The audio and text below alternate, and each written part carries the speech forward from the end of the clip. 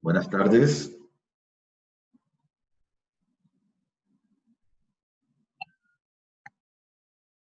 Buenas tardes, doctor. ¿Cómo les va?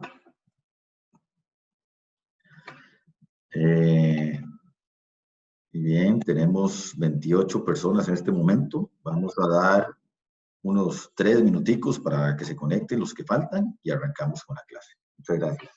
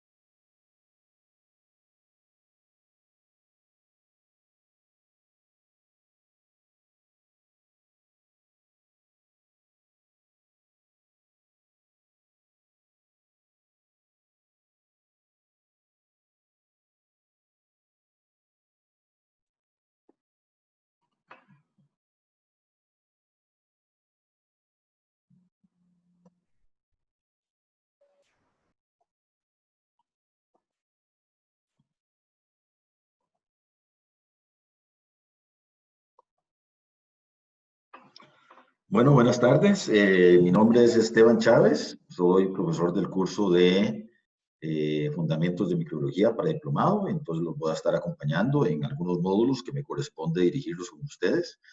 El módulo que corresponde a este martes a este jueves y el próximo martes corresponde a lo que es la estructura y arquitectura bacteriana.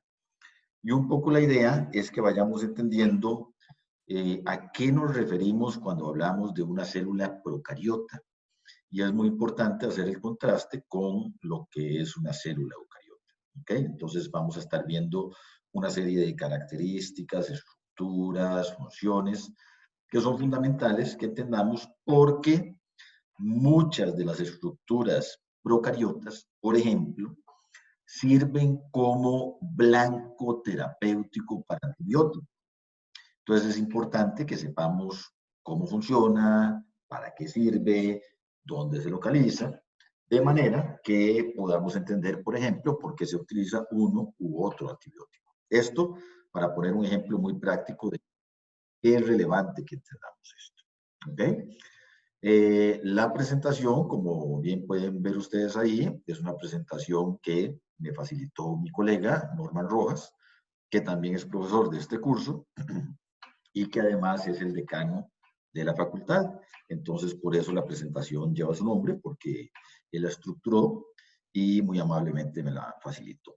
Esta presentación la van a tener ustedes disponible más adelante en la página de mediación virtual y yo generalmente grabo todas las clases y les hago llegar el link a YouTube por si alguno quiere sufrir el suplicio de oírme otra vez, puede ir y oírlo. Y para aquellos que no se hayan podido conectar, pues sí es bastante conveniente porque pueden oír la clase de manera asincrónica. Muy bien.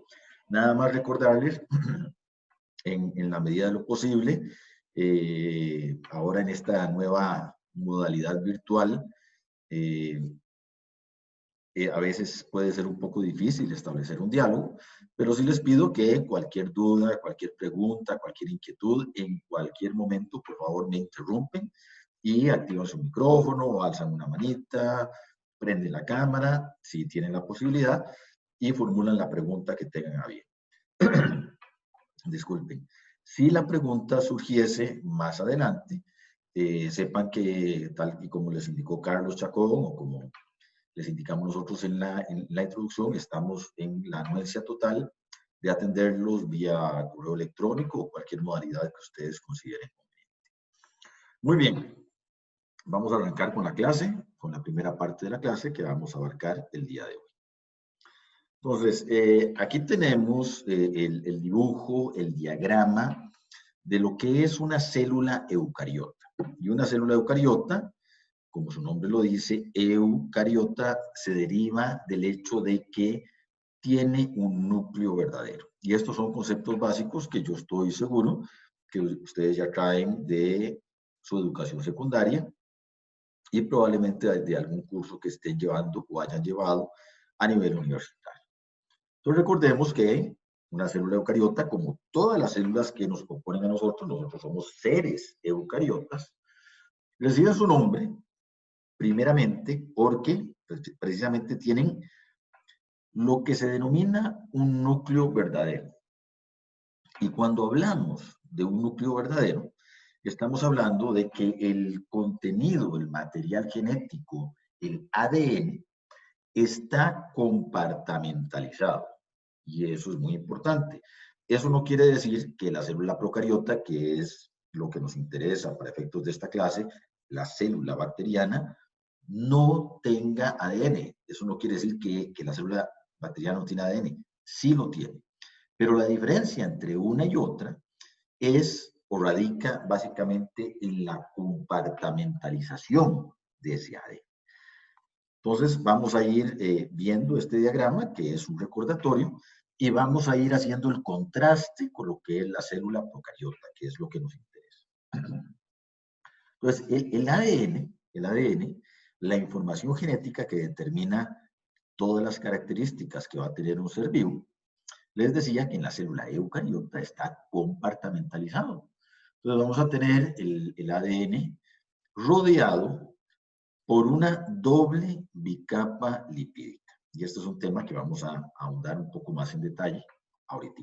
¿Ok? Entonces tenemos el ADN que está compartamentalizado. Hay un compartimiento que contiene a todo el ADN. ¿Estamos de acuerdo? A diferencia de la célula procariota, en la cual el ADN flota libre en el citoplasma. Y ahí tenemos una diferencia muy importante. Ahora, la diferencia de la compartamentalización realmente trasciende el núcleo. Vamos a ver que una célula eucariota es altamente compartamentalizada. No tiene únicamente el compartimiento del núcleo, que contiene el ADN, sino que tiene otra serie de compartimientos también delimitados por una bicapa lipídica, ahora no doble, sino simple, ¿verdad? Eso es importante. Y esa compartamentalización da origen a las diferentes organelas que posee una célula eucariota. Por ejemplo, una célula eucariota tiene organelas como el retículo endoplásmico, el aparato de Golgi, este que está acá, el retículo endoplásmico adosado al núcleo, el aparato de Golgi un poco más externo, y toda una red de compartimientos globulares que conforman las rutas endocíticas y exocíticas de una célula eucariota. O sea, compartimientos también rodeados por una bicapa lipídica en la cual el material ingresa al interior de la célula o sale del interior de la célula hacia el exterior. Esa sería la ruta exocítica. O bien, estos compartimientos también se pueden mover de organela en organela. Por ejemplo, si ustedes aprecian acá, hay pequeños compartimientos rodeados por una bicapa lipídica que comunican, vamos a ver, ahí está la flechita, comunican al retículo endoplásmico con el aparato de Golgi. ¿Estamos de acuerdo? Entonces vean que vamos a tener ese conjunto de organelas que tenemos ahí. Aparato de Golgi, retículo endoplásmico, lisosomas, peroxisomas, vacuolas en general, etc. Una serie de compartimientos y todos estos que he mencionado acá, compartimientos que están delimitados por una bicapa lipídica, por una o dos en el caso del núcleo. ¿Qué es una bicapa lipídica? Y cualquiera de estos temas que no se les haga familiar, me lo preguntan, ¿verdad? Y si es muy repetitivo, también me alzan la manita y me dicen que me calle, ¿verdad? No hay ningún problema. La bicapa lipídica, si ustedes recuerdan, el principal ejemplo que tenemos de bicapa lipídica es la membrana plasmática, o sea, la estructura que rodea completamente a la célula eucariota. Y es una bicapa porque tenemos, es una conformación en la que tenemos fosfolípidos de un lado y fosfolípidos del otro lado. Si recuerdan ustedes, estos fosfolípidos son moléculas que en su interior tienen unas colitas que son no polares, o sea, tienen una naturaleza de ácidos grasos. Y en el exterior lo que tienen son cabezas polares, lo que quiere decir que son hidrofílicas. ¿Qué significa esto? Que la bicapa lipídica se disuelve muy bien en agua porque es hidrofílica, gracias a que en el exterior están las cabezas polares, pero el interior, al tener una naturaleza compuesta bioquímica de ácidos grasos, es una naturaleza aceitosa. Entonces, las sustancias que se disuelven en agua no la pueden atravesar fácilmente. Y por eso, la membrana plasmática y en general cualquier bicapa lipídica, como la que rodea al retículo endoplásmico, al aparato de Golgi, la doble bicapa lipídica del núcleo, cualquiera de esas capas compuestas por fosfolípidos requiere canales o proteínas activas que transportan las sustancias. ¿Okay? Este nuevamente es un recordatorio de aspectos fundamentales en el funcionamiento de una bicapa lipídica. Ahora, hay una organela acá muy importante que no mencioné dentro de todas las organelas que están compartimentalizadas, que es la mitocondria. La mitocondria. ¿Y por qué no la mencioné? Sí está compartimentalizada, sí tiene su propia delimitación, pero no la mencioné y la pongo en un grupo aparte porque precisamente la mitocondria se deriva de una célula procariota. Entonces, si nos vamos cientos de miles de millones de años atrás, en la evolución, nos vamos a dar cuenta que la mitocondria se deriva de una célula procariota, que en algún momento la mitocondria se metió a vivir dentro de una célula eucariota, le proporcionó funciones a esa célula eucariota. La mitocondria, su principal función es proveer energía a la célula eucariota a través de la formación de ATP, entonces es muy importante para la célula eucariota, pero ella también encontró muy cómodo vivir en el interior de la célula eucariota. Entonces quedó ahí. Y se quedó ahí. Recuerden, vean que si la mitocondria, es un aspecto importante, si la mitocondria se deriva de una célula procariota, que vean ustedes, la célula procariota tiene su propio ADN, ¿estamos de acuerdo? Entonces, uno podría pensar, ¿será que las mitocondrias tienen su propio ADN? Pues sí, sí lo tienen. Entonces vamos a ver que en una célula eucariota, en términos generales, vamos a tener ADN a nivel de núcleo y vamos a tener ADN a nivel mitocondrial. Tenemos dos tipos de ADN en una célula eucariota, un ADN nuclear y un ADN mitocondrial. Eso es importante que lo tomemos en cuenta. Ahora, la célula procariota, hace cientos de miles de años, que se metió a vivir dentro de una célula eucariota, a pesar de que en aquel momento tenía un ADN para multiplicarse libremente, a lo largo de la coevolución, como ya estaba viviendo muy cómoda allí en el interior de la célula eucariota, empezó a perder pedazos de ADN. ¿Por qué? Porque se deshace de cosas que ya no necesita. Porque como es un ambiente cómodo, adquiere un montón de moléculas y sustancias directamente de la célula que le funciona como huésped, que la está hospedando. Entonces vamos a ver que el ADN, a pesar de que la mitocondria tiene ADN, no tiene el suficiente ADN como para ser un organismo libre. ¿Estamos de acuerdo? A lo largo de la coevolución, perdió ADN y se especializó en funciones que son importantes para la célula eucariota, que es producirle energía. principalmente.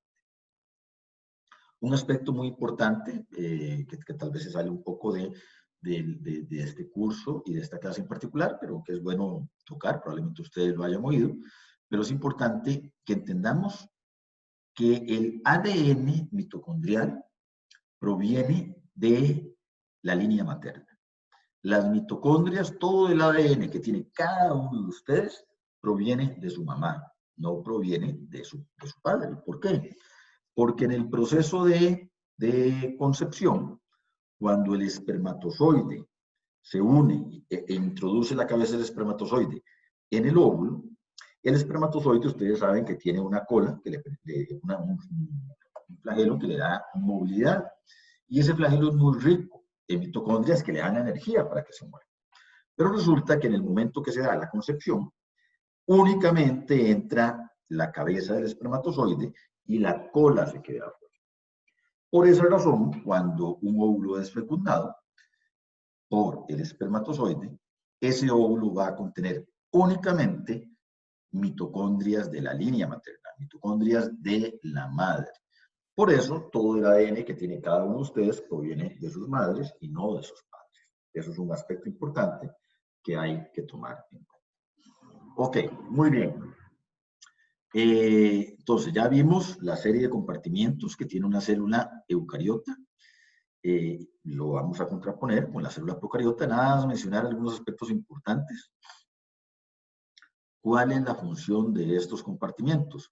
Básicamente, todos estos compartimientos sirven para el movimiento de proteínas y de moléculas en el interior de la célula y en la ruta exocítica para que salgan de la célula o la ruta endocítica para que ingresen al interior de la célula. Entonces, esa va a ser la función de toda este conjunto de compartimientos que tenemos en unos u otros lados. Hay compartimientos como, por ejemplo, los lisosomas, que son compartimientos altamente degradativos. Entonces, ustedes se pueden imaginar una célula que en la ruta endocítica va a captar moléculas del exterior, se forma una vacuola, esa vacuola viaja, se fusiona con el lisosoma, y en el lisosoma vamos a tener una especie de estómago celular. El lisosoma, al ser muy degradativo, contiene una serie de sustancias y un ambiente muy hostil para cualquier molécula y entonces las degrada. Y eso le sirve a la célula para generar moléculas que ella después puede utilizar en sus diferentes funciones. ¿Estamos de acuerdo? Muy bien. Si contraponemos la estructura de la célula eucariota con la estructura de la célula procariota, vamos a empezar a ver diferencias importantes. Primero que nada, ya la que ya mencionamos, la ausencia de un núcleo verdadero, lo cual nuevamente no implica la ausencia de ADN. Obviamente, la bacteria va a tener su propio ADN, que es el que define la naturaleza de una bacteria en particular, que le da su identidad a través del conjunto de proteínas que se codifican en ese ADN. Muy bien. Segundo, vean y noten que tenemos un citoplasma extendido y que realmente todo el contenido intracelular está suspendido en ese citoplasma. Tenemos un citoplasma que no va a estar entonces compartimentalizado. No hay compartimientos, no hay organelas, no hay estructuras internas como las que vimos anteriormente. No hay mitocondrias, por ejemplo, porque la mitocondria es derivada de una célula procariota. No hay aparato de Golgi, no hay retículo endoplásmico y no está todo este conjunto de vacuolas, vesículas, lisosomas que podemos ver en una célula eucariota. Entonces ahí encontramos una diferencia importante, no hay compartimentalización. ¿Ok? Entonces, hay estructuras que tiene la célula eucariota que no tiene la célula procariota. Esos compartimientos, esas organelas. Pero hay estructuras que son específicas de células procariotas que no están en células eucariotas. Y eso también es importante. Hay cosas que tienen las bacterias que no tienen las células eucariotas. Cosas como que, vamos a ver, una estructura particularmente específica de la bacteria como microorganismo y como ser vivo es la presencia de una pared celular. Entonces vean que la bacteria tiene una estructura muy definida mantiene su conformación y ahora vamos a ver cómo más adelante, yo creo que la próxima clase vamos a dedicarle mucho tiempo a la conformación de la pared celular. Y la pared celular entonces va a ser una estructura específica de la célula procariota. También tenemos estructuras externas como la cápsula. La cápsula es, ya la vamos a ver ahorita en unos minutos, es una estructura todavía más externa a la pared celular que rodea a ciertas bacterias, ciertas especies y géneros bacterianos. Vamos a ver sus funciones. Nuevamente es una estructura exclusiva de células procariotas. El flagelo. Hay bacterias que poseen este apéndice, un flagelo, que le provee movilidad y esa también va a ser una estructura específicamente procariota. Pili, ¿qué son pili? Son fimbrias, son apéndices más delgados que los flagelos. Cada una de estas estructuras la vamos a ver en detalle durante este módulo. Ahora ya estoy mencionando rápidamente, pero lo importante es que estos apéndices también son de origen o pertenecen exclusivamente a las células procariotas. ¿Ok? Entonces, ¿cuál es el mensaje acá? Las células procariotas tienen ciertos elementos, las células eucariotas tienen otros elementos. ¿Ok? Pero también hay elementos compartidos entre ambos tipos de células. Vean que tanto las células procariotas como las células eucariotas tienen ribosomas. Vean, los ribosomas aquí y los ribosomas en la célula procariota. ¿Por qué es que ambos tipos de células requieren ribosomas? ¿Cuál es la función del ribosoma? Bueno, el ribosoma tiene una función fundamental que es la de sintetizar proteínas. Y las proteínas, como ustedes saben de sus cursos previos, las proteínas van a ser los actores principales en un montón de procesos biosintéticos, metabólicos, funcionales, estructurales. Básicamente las proteínas nos hacen ser lo que somos cada uno de nosotros como ser vivo. Entonces nosotros como humanos tenemos un set de proteínas, los monos tienen otro set de proteínas, los gatos tienen otro set de proteínas, una bacteria como Escherichia coli tiene otro set de proteínas. Entonces el conjunto de proteínas que tiene cada ser vivo es lo que lo define. ¿Y quién o a dónde está la información que nos dice qué conjunto de proteínas vamos a tener? En el ADN, en el ácido en el ácido nucleico que se encuentra en el interior de la célula, de cada especie, ya sea mamífero, ya sea reptil, ya sea procariota.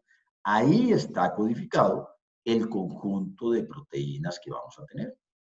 Y vean que esas proteínas tiene que haber un proceso primero, de transcripción, que a partir de esta información de cada gen que tengamos en el ADN, se produzca un ARN mensajero y el ribosoma de cada célula va a tomar ese ARN mensajero y va a producir una proteína.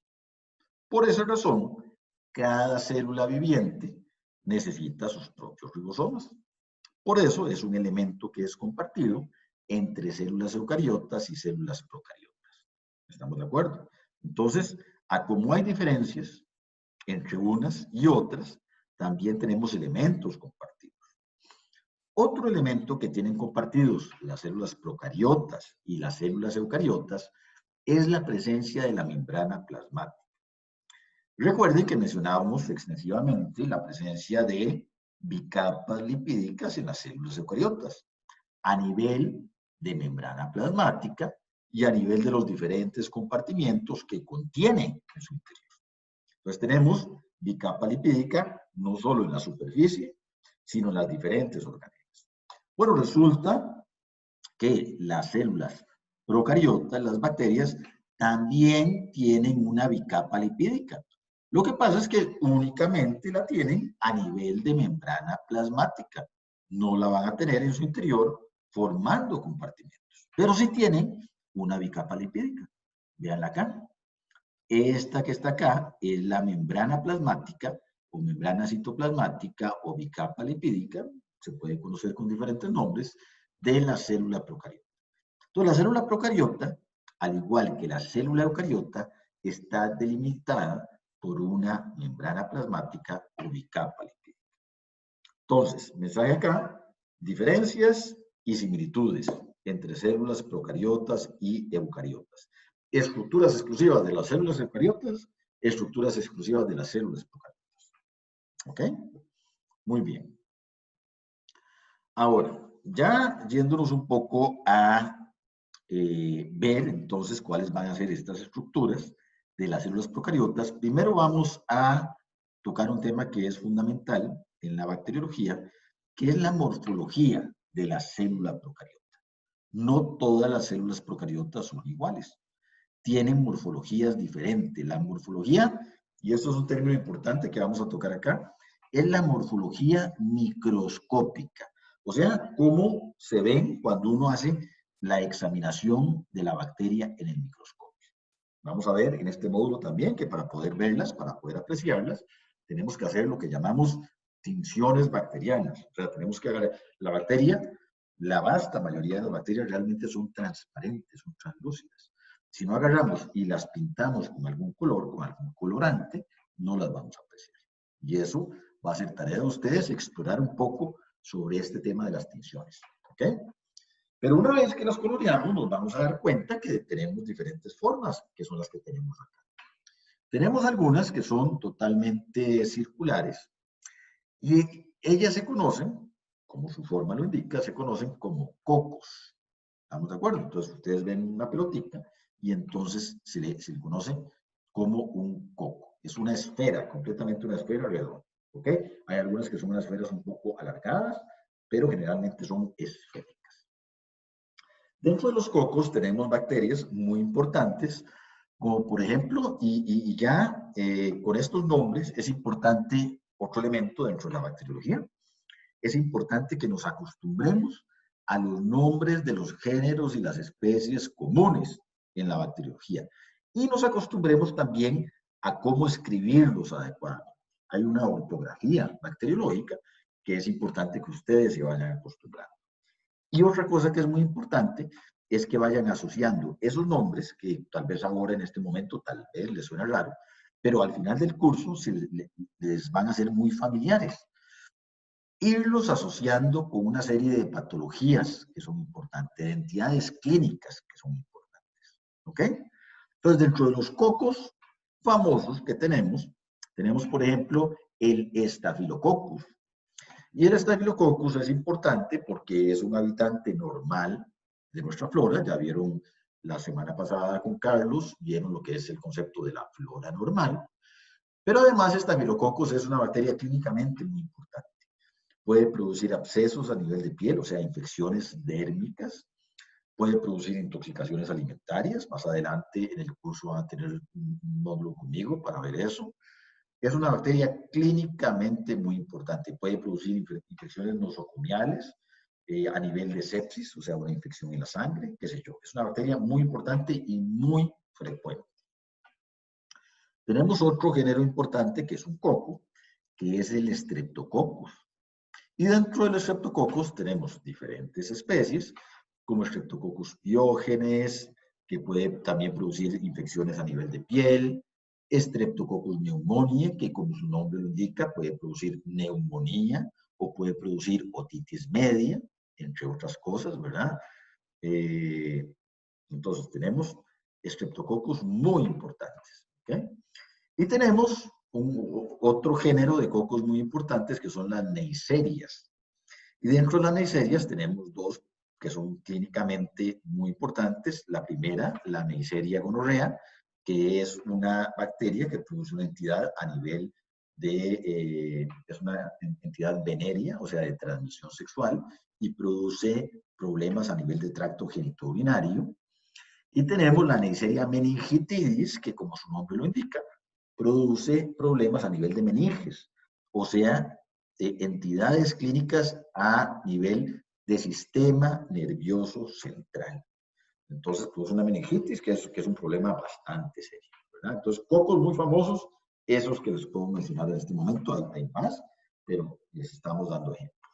Entonces, la primera morfología, la morfología cocoide, la esfera. La segunda morfología son los bacilos, que son bacterias que son cilíndricas. Entonces, imagínense como un cilindro Una descripción común que se ve en los libros de texto es que tiene forma de puro, de habano. No sé si han visto estos cigarros gruesos cubanos, ¿verdad? Que es como un cilindro muy grueso, que se arredonda en los extremos. Bueno, esa es la forma del bacilo, ¿ok? La forma bacilar, que nuevamente es una forma bastante corriente, bastante común, bastante frecuente. Y hay bacterias también muy importantes que son bacilares, que son bacilos. Por ejemplo, tenemos la Escherichia coli, una de las bacterias más famosas, más conocidas desde el punto de vista antropocéntrico, o sea, desde el punto de vista humano. ¿Por qué? Porque primero, porque es un habitante muy abundante de nuestra flora normal. Particularmente en el tracto gastrointestinal, tenemos miles de millones de Escherichia coli habitando con nosotros todos los días. Tan normal es la Escherichia coli en nuestro tracto gastrointestinal que cuando en un líquido o en un alimento para consumo humano se quiere determinar si él está contaminado con heces o no, lo que se busca no son las heces, lo que se busca es la Escherichia coli. Y si, por ejemplo, en un jugo de consumo humano o en un arroz cantonés que se va a comer en una feria, se quiere saber si hay contaminación con materia fecal y aparece Escherichia coli arriba de cierto número, asumimos que hay contaminación fecal. Para que vean ustedes la naturaleza tan estrecha de la Escherichia coli con el ser humano. ¿Okay? Un habitante muy normal de nuestra flora gastrointestinal. Pero adicionalmente, la Escherichia coli es muy importante porque también, además de ser un habitante normal de la flora, también nos puede producir enfermedades. Por ejemplo, Escherichia coli es uno de los principales agentes etiológicos, o sea, un agente causante de infecciones a nivel de tracto urinario. Entonces, muchas veces cuando hay una cistitis o una pielonefritis, o sea, una infección a nivel de riñones, la Escherichia coli es el patógeno involucrado. ¿Ok? Otro bacilo muy famoso, muy conocido, es la salmonela. La salmonela tiene una especie que es la salmonela entérica y este es un patógeno gastrointestinal. Es un agente productor de diarrea. Lo vamos a ver a lo largo del curso. Entonces vean que tenemos cocos muy conocidos, tenemos bacilos muy conocidos. Y también tenemos otra morfología, que es esta que tenemos aquí abajo, que son los espirilos. Y el espirilo es como una forma helicoidal, una forma de tirabuzón. Se la tienen que imaginar como una tirita, pero que va dando vueltas así. Se la puede imaginar como una forma de sacacorcho, ¿verdad? Si ustedes se imaginan un sacacorcho que tiene esta forma, es una forma espiral. Bueno, hay bacterias que tienen esa morfología. Y de hecho, cuando se mueven así, ¿verdad? Parece como un sacacorcho que se están moviendo. Se van dando vueltas sobre su propio eje y así se mueven. Y ahí también tenemos bacterias que son muy importantes, muy conocidas, agentes de enfermedades a nivel de tracto gastrointestinal, a nivel de estómago, como el Helicobacter. Vean el Helicobacter. El Helicobacter a nivel de estómago puede producir úlceras o puede producir cáncer gástrico. Entonces es un patógeno muy importante. O puede que no produzca nada, se queda viviendo en el estómago y no produce ningún tipo de afectación. Y tenemos otro espirilo muy importante a nivel de tracto gastrointestinal, ahora más a nivel de intestino que de estómago, que es el Campylobacter. Y el Campylobacter a nivel intestinal lo que va a producir es una diarrea. Tenemos bacterias como el treponema, particularmente muy importante, el treponema pallidum, que es el causante de otra entidad de transmisión sexual, otra enfermedad venérea, que es la sífilis. Este también tiene esta forma espirilar o helicoidal. Tanto es así que el diagnóstico de sífilis, la sífilis se manifiesta en los órganos genitales externos a manera de llagas. Y entonces uno puede tomar el material de esas llagas, observarlo en una técnica de microscopía particular, que es el campo oscuro. Y en el campo oscuro, si uno observa la forma espirilar, es un elemento diagnóstico de la sífilis o de la presencia de treponema. Para que vayan viendo ustedes la relevancia entre morfología y diagnóstico. Las morfologías son fundamentales para el diagnóstico. ¿Estamos de acuerdo? Y eso es un elemento fundamental. Vean que cuando vemos la morfología de la bacteria a través de alguna técnica microscópica en particular, estamos arrancando con el primer elemento de la identificación bacteriana. Si estamos trabajando una muestra en particular y observamos un coco, ya sabemos cuáles géneros y cuáles especies esperar y cuáles géneros y cuáles especies no esperar. De la misma manera que si vemos un bacilo y de la misma forma que si vemos un espirilo o una forma helicoidal. ¿Qué quiere decir esto? Nuevamente, repito, la morfología microscópica es el primer o uno de los primeros elementos cuando nos introducimos en el diagnóstico bacteriano. Cuando queremos determinar si una bacteria es causante de una enfermedad particular. Por eso es muy importante que entendamos las diferentes morfologías que existen y que entendamos cómo correlacionan esas morfologías con las diferentes especies y géneros que pueden tener precisamente esa morfología. ¿Estamos de acuerdo? Muy bien. Vamos a ver cómo estamos de tiempo. Perfecto. Excelente. Entonces, vean que ya hicimos una primera introducción en cuanto a qué elementos y qué estructuras tenemos que esperar de una célula procariota, cómo se ve la morfología de esa célula procariota y cómo se contrapone con las estructuras que podemos esperar de una célula eucariota. Ahora vamos a ver en detalle cada una de las estructuras que son particulares de las células procariotas. Vamos a hacer énfasis en las estructuras que pertenecen únicamente a las células procariotas. ¿Por qué? Por varias razones. Bueno, porque muchas de esas estructuras nos ayudan en los procesos de identificación. ¿Qué quiere decir eso? Que detectando la presencia o no de esas estructuras o el tipo de estructura que se trata, podemos decir algo sobre la identidad de la bacteria. Entonces, nos interesa primero como herramienta diagnóstica. Desde el punto, la segunda utilidad es que desde el punto de vista de conocimiento, nos interesa saber qué función tienen estas estructuras en la célula procariota, porque una célula procariota tiene una estructura en particular. ¿Okay? Tercero, un elemento que ya mencioné anteriormente y que forma parte de la asignación que les dejamos para esta semana, es que algunas de estas estructuras consisten o se componen en blancos terapéuticos para la acción de antibióticos. O sea, tenemos moléculas químicas que interfieren con estas estructuras y que por lo tanto atacan a la célula procariota.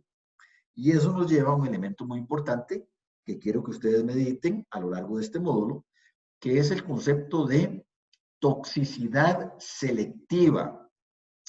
¿Qué significa esto? Bueno, ya saben ustedes, ya hemos visto que la célula procariota tiene ciertas estructuras que no tiene la célula eucariota. ¿Estamos de acuerdo? Si yo diseño una molécula que ataque a estas estructuras, voy a tener una molécula que es tóxica para las células procariotas, pero no para las células eucariotas. ¿Por qué? Porque las células eucariotas no la tienen. ¿Estamos de acuerdo? Entonces, si yo tengo una molécula que me afecta a una estructura que únicamente está en un tipo de células, tengo una molécula que presenta toxicidad selectiva. Si yo tengo una infección, por ejemplo, una infección a nivel del sistema nervioso central, y me dan una molécula que únicamente ataca las células procariotas, va a afectar las células que me producen la infección, pero no me va a afectar mis células, y entonces a mí no me va a intoxicar. Y eso se debe a estructuras que se encuentran exclusivamente en las células procariotas. ¿Estamos de acuerdo? Entonces es importante que vayamos entendiendo esos conceptos. Otro concepto importante. Si hay estructuras que pertenecen exclusivamente a células procariotas y a ciertas células procariotas, yo puedo diseñar estrategias de vacunación. Puedo diseñar una vacuna utilizando esta estructura, introducirla en el ser humano o en un mamífero en particular, para que desarrolle anticuerpos y defensas contra esa estructura.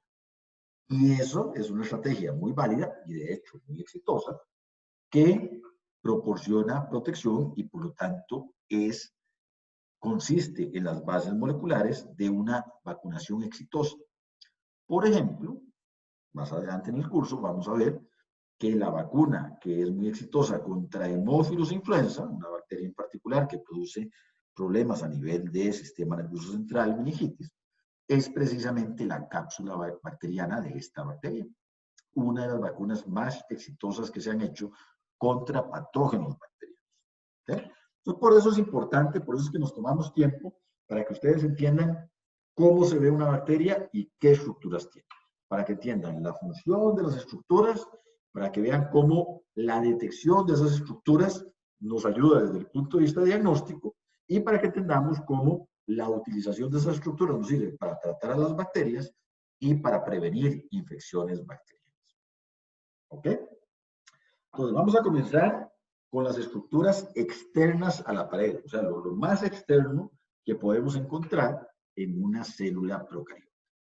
Y vamos a comenzar con las cápsulas oglicocálix, ¿ok? Cápsulas oglicocálix. Ya que tenemos varias, la cápsula, las capas superficiales, los flagelos, las fimbrias y los pilis, vamos a empezar con la cápsula oglicocálix. ¿Qué es la cápsula? ¿Qué es el glicocálix? ¿Cómo está compuesto desde el punto de vista bioquímico? ¿Qué molécula lo compone? Vean lo primero que dice acá. Es una red de polisacáridos. ¿A qué le suena polisacáridos? Poli, mucho, sacárido, azúcar. Bueno, es un montón de moléculas de azúcar que están unidas entre ellas y forman entramados muy grandes que se localizan alrededor de la célula procariota. ¿Ok? Entonces, ustedes se imaginan una célula procariota que está rodeada por un entramado de polisacáridos. ¿Qué naturaleza creen que tiene? ¿Cómo se verá? Si uno se pudiera hacer muy pequeñito y acercarse a una bacteria que está rodeada de un polisacárido y trata de meter la mano, ¿cómo será? ¿Será una estructura rígida o será una estructura pegajosa y viscosa? Bueno, si uno piensa en azúcar, si uno piensa en miel, ¿verdad? Que es un polisacárido, pues uno se imagina una cobertura viscosa, una cobertura mucosa. Y en efecto, esa es la consistencia de la cápsula bacteriana, porque está compuesta por una red de polisacáridos. Entonces, imagínense la bacteria y una capa muy gruesa, muchas veces el grueso de la cápsula es más grande que el mismo diámetro de la bacteria, que le da una contextura viscosa y mucoide a la bacteria, ¿verdad? Vamos a ver. Puede tener algunas otras moléculas que están intercaladas entre los polisacáridos, pero lo más importante es que es una red de azúcares, un polisacárido. ¿Ok? Ya vamos a ver cómo la determinamos en el laboratorio. Muy bien. Ok. Vean que de esta manera se aprecia más o menos la cápsula. Vean que tenemos, esta es la bacteria, aquí está la bacteria, es una bacteria encapsulada, y vean que alrededor vamos a tener un halo muy grande en términos relativos con respecto al tamaño de la bacteria. Vean que el ancho de la capa de la cápsula es mayor al mismo diámetro, a la misma longitud bacteriana, forma este halo enorme y está compuesto de este polisacárido. ¿Para qué sirve? Tenemos una pregunta, excelente. Levantó la mano Dailin Fonseca, entonces agradezco la pregunta. Profe, es que no me quedó muy claro si entonces la cápsula es rígida o blanda. Ok, muy buena pregunta, gracias. Realmente la cápsula es blanda y es mucoide, es viscosa. Entonces, imagínese usted la bacteria, esta capa, este halo que se va alrededor, pero si usted trata de meter la mano y agarrar una sustancia mucosa, pegajosa, no es rígida, ¿verdad?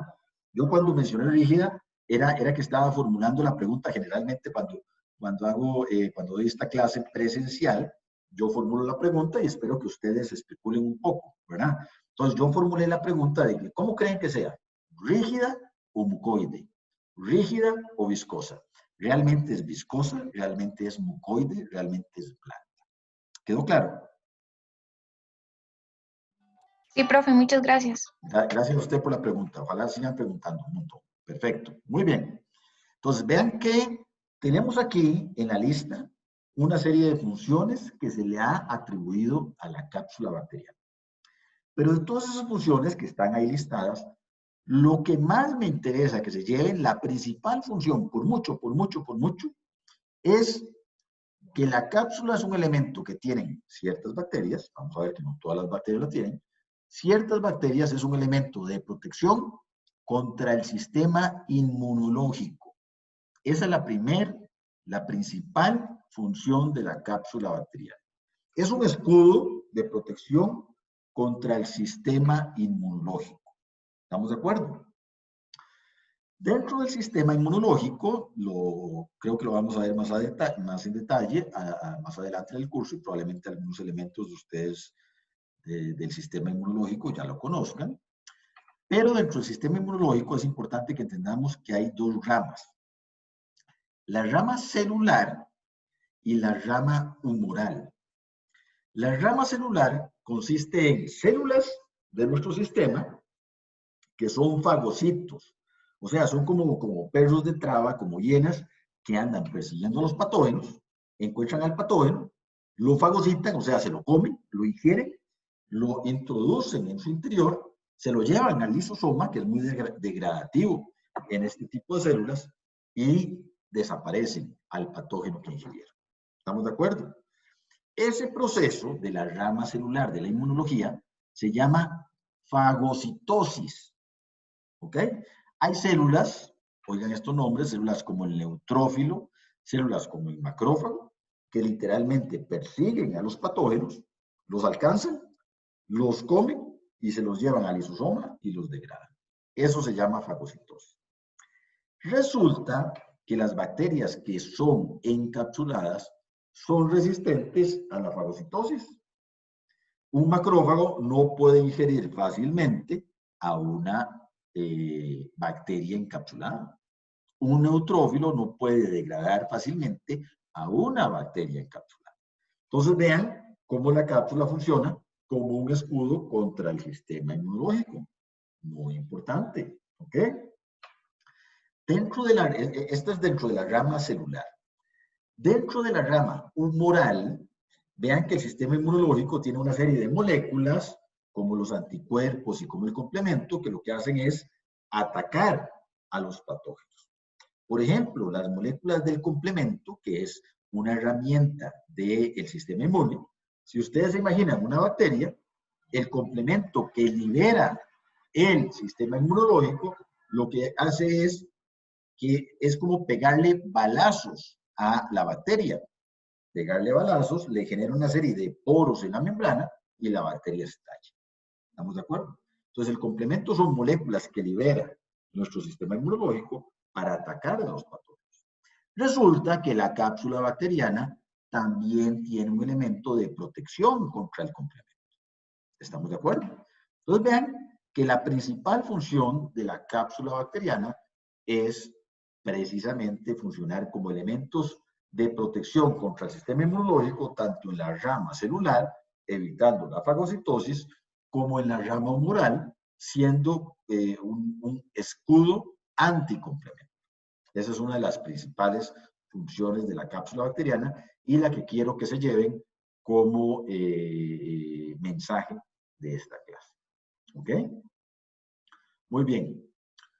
¿Cómo se va a detectar la presencia o no de cápsula bacteriana en el laboratorio? Eso lo van a elaborar ustedes bastante bien con la asignación que se les dejó, pero lo vamos a ver rápidamente. Se hace una tinción que se llama la tinción negativa o tinción de tinta china. ¿Ok? Se toma un portaobjetos, se coloca una gota de tinta china, se hace una suspensión de las bacterias y un extendido. ¿Ok? Y se va a observar esta apariencia. Y entonces, el martes, que tengamos la sesión de discusión de lo que ustedes buscaron y encontraron siguiendo la guía de trabajo número 2, vamos a entender por qué es que tenemos esta apariencia. Lo importante acá, otro mensaje que es importante que nos llevemos claro, es que la presencia de cápsula tiene un valor diagnóstico. ¿Qué significa esto? Que hay bacterias que son encapsuladas y hay bacterias que no son encapsuladas. Por ejemplo, una bacteria que es clínicamente muy importante y que es encapsulada es el Streptococcus pneumoniae. Entonces, si hacemos una tinción de cápsula y vemos que tenemos la presencia de una cápsula, una posibilidad es que estemos hablando de Streptococcus pneumoniae. ¿Estamos de acuerdo? Otra bacteria, un bacilo encapsulado, es la Klebsiella pneumoniae. Tenemos dos participantes que levantaron la mano. Les agradezco muchísimo que hayan levantado la mano. Tenemos a Dailin y a Naomi. ¿Quién empieza? Profe, no, se me olvidó bajarla, disculpa. Ah, no, no se preocupe. Naomi. Ok, es que quería saber si en la tinción simple que se usa como la tinta china o el tinte azul y todo eso, solo se utilizaría para ver la cápsula bacteriana. Bueno, muy buena pregunta. Vamos a elaborar bastante sobre eso en la sesión de discusión del martes. Le puedo adelantar, ¿verdad? Y ya les estoy haciendo un poquitico de la tarea. Le puedo adelantar que lo que se denomina tinción simple es cuando tomamos la bacteria, hacemos un extendido, hacemos un frotis y la vamos a teñir con un solo colorante. ¿Ok? Azul de metileno, verde malaquita, safranina, cristal violeta, qué sé yo. Dependiendo del colorante, así va a ser el color que va a adquirir la bacteria. Realmente la tinta china es una estrategia adicional diferente que no se utiliza para hacer la tinción simple del cuerpo de la bacteria, sino que se utiliza para evidenciar la presencia o no de la cápsula. Vean que en esta tinción aquí, la tinta china realmente lo que está tiñendo es todo el fondo, todo el background, como se dice en inglés. Todo el fondo está teñido con el color de la tinta china. La bacteria realmente, aquí no se aprecia, pero realmente la bacteria se contratiñe generalmente con safranina, que da una coloración rosada. Entonces, la bacteria se ve rosada y el fondo se ve negro. ¿De qué color se tiñe la cápsula? De ninguno. La cápsula se aprecia por el contraste entre uno y otro. Por eso es que se llama una tinción negativa, porque teñimos todo lo que queremos, teñimos todo excepto la estructura que queremos ver. Entonces, reitero, a ver si contesto bien su pregunta, la tinción simple se refiere a cuando utilizamos un solo colorante y la tinta china no aplica dentro de lo que se llamaría una tinción simple, porque es una tinción no para teñir la bacteria, sino para evidenciar la presencia de una estructura bacteriana. No sé si quedó claro, Daylin. Sí, profe, gracias. Y otra pregunta, ahí mismo, ¿cómo es que de diferentes tintes logra teñir o la bacteria o el fondo? O sea, ¿qué es lo que el tinte hace para que elija teñir el fondo y no la bacteria? Claro, claro. Eso tiene que ver con la composición química de cada una de las superficies. Vamos a ver, por ejemplo, en la composición bacteriana, en la pared de la bacteria, que la pared es permeable para ciertas moléculas y para otras no. Igual el vidrio. El vidrio es, por su composición química, ciertas moléculas se le pegan y ciertas no. Entonces, por ejemplo, la tinta china se pega muy bien al vidrio, pero no tiñe a la bacteria. La safranina tiñe muy bien a la bacteria, pero se lava muy fácil del vidrio.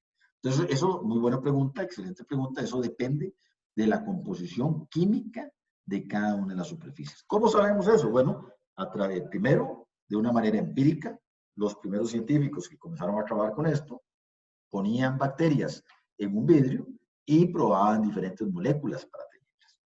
De hecho, muchas de estas moléculas que tiñen a las bacterias tienen propiedades antibacterianas, porque precisamente como se pueden meter en ellas, las matan, ¿verdad? Entonces, muchos colorantes también son antibacterianos. La tinta china no, por su composición química, no se intercala bien en las bacterias y no las tiene. ¿Queda claro? Sí, gracias.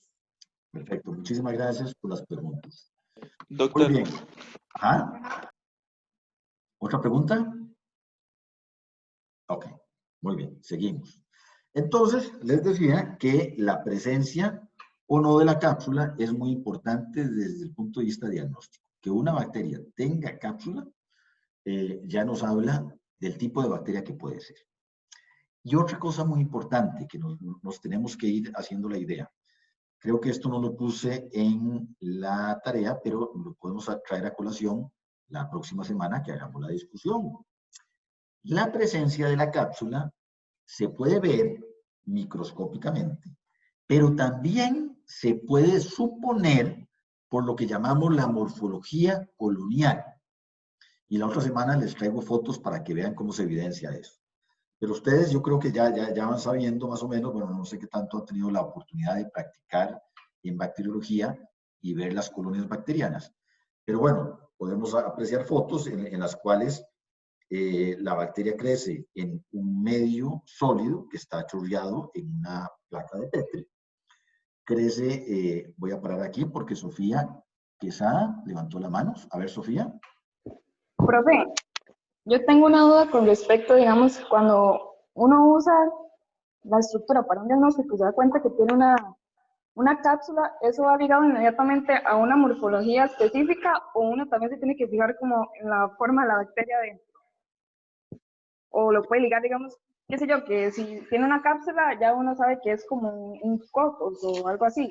Muy buena pregunta, excelente pregunta. Vamos a ver. Hay bacterias encapsuladas y bacterias no encapsuladas. Pero hay bacterias encapsuladas que tienen morfología diferente.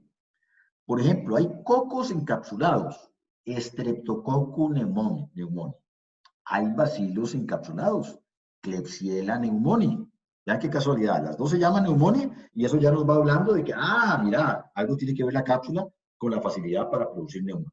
Pero bueno, volviendo a la pregunta de Sofía, vamos a ver, si ustedes ven una colonia que les sugiere que la bacteria es encapsulada, ya les voy a explicar cómo se ve. Si le hacen la tinción de la cápsula, ustedes pueden decir, bueno, tiene cápsula. Podría ser un estreptococo o podría ser una Klebsiella. Pero después le ven la morfología a la bacteria. Entonces, si es un coco encapsulado, no puede ser una Klebsiella, puede ser un estreptococo. Si es un bacilo encapsulado, entonces podría ser una Klebsiella y no sería un estreptococo. Entonces, ¿qué quiere decir esto? Bueno, que la presencia de la estructura nos da indicativos, pero tenemos que sumarle elementos adicionales como la morfología de la bacteria.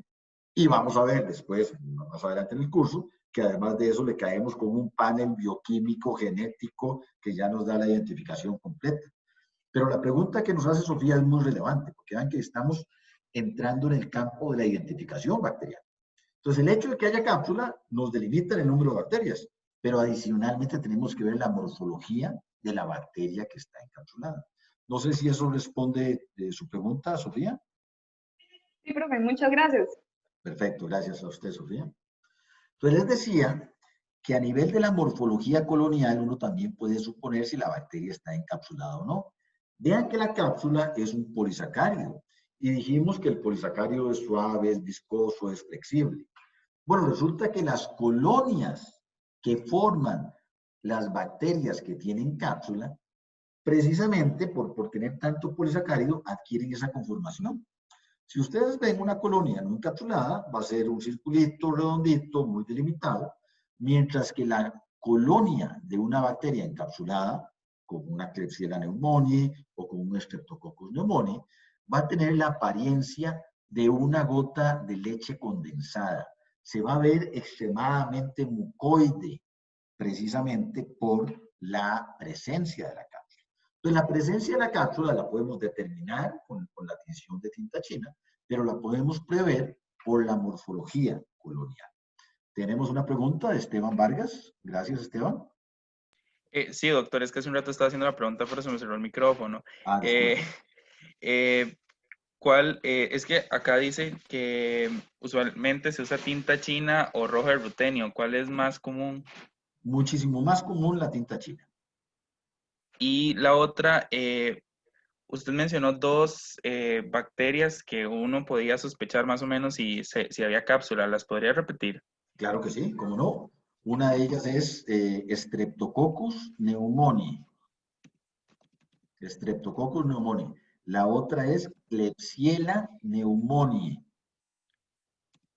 ¿Ok? Hay más, hay adicionales. Por ejemplo, hay una que es muy importante clínicamente. Vean qué interesante. Hay otra especie bacteriana que se llama Haemophilus influenza. Haemophilus influenza. Y Haemophilus influenza es una especie que usted puede encontrar en dos versiones. Usted lo puede encontrar encapsulada o no encapsulada. Ya vimos que la cápsula es un elemento de protección contra el sistema inmunológico. ¿Estamos de acuerdo? Entonces, si tenemos dos versiones de una misma bacteria, ¿cuál creen ustedes que es clínicamente más importante? ¿Cuál creen ustedes que es más patógena? ¿Cuál creen ustedes que es más virulenta? Estoy seguro que están pensando en la forma encapsulada. Porque si ustedes se imaginan que una tiene cápsula y se defiende contra el sistema inmune, puede progresar y puede hacer infecciones más graves que una que no tiene cápsula y es atacada fácilmente por el sistema inmune. ¿Verdad que sí? Pues precisamente eso es lo que sucede. El Haemophilus influenza encapsulado produce entidades muy serias como meningitis, o sea, una inflamación a nivel del sistema nervioso central. Por el contrario, Haemophilus influenza no encapsulado puede producir infecciones, pero no tan serias. Por ejemplo, puede producir otitis media, que si bien es una enfermedad molesta, no es una enfermedad que generalmente ponga en peligro la vida del paciente. ¿Estamos de acuerdo? Entonces, vean el montón de elementos que nos da la detección de la presencia de una cápsula o no, ¿verdad? De hecho, le reitero un concepto que mencioné al principio de la clase. La cápsula bacteriana purificada en el laboratorio y con ciertas modificaciones químicas es la base de la vacunación contra Haemophilus influenza. Haemophilus influenza dejó de ser un patógeno muy importante en niños en producción de meningitis porque se pudo tomar exitosamente las moléculas que componen la cápsula bacteriana, inocularlas e inducir una respuesta inmunológica contra la cápsula que protege contra Haemophilus influenza. ¿Okay? Simplemente para recalcar sobre este punto de por qué es importante entender las diferentes morfologías bacterianas. ¿Okay? Bueno, tenemos en este momento las 2 de la tarde, tratamos de mantenernos mucho en el tiempo, ya tenemos 1 hora de clases, creo que es suficiente, y tenemos suficiente material para la clase de la próxima semana. En mediación virtual ya está cargada la guía de trabajo 2. En la guía de trabajo 2, lo que les estoy pidiendo básicamente es que vayan a buscar en internet una serie de videos para que vean los procedimientos y vean cómo se visualizan las diferentes estructuras bacterianas. Ya vimos la cápsula, pero hay otras estructuras que no vimos hoy, como la pared celular, las esporas, el flagelo, que ustedes van a buscar los videos de cómo se tiñen y cómo se visualizan.